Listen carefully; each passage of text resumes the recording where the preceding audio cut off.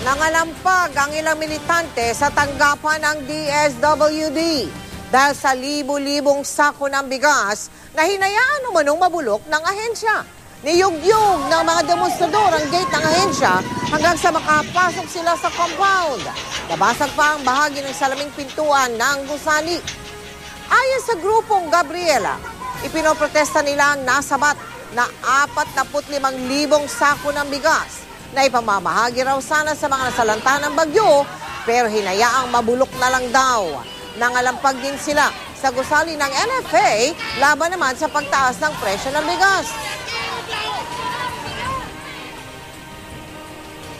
Sa nalalapit na Marso 8, araw ng kababaihan, araw ito ng paniningil ng kababaihan at pamilya sa pabaya, inutil, korap at pahirap na gobyernong ito ni Aquino. Wala pa rin ni isang smuggler o kartel na napaparusahan.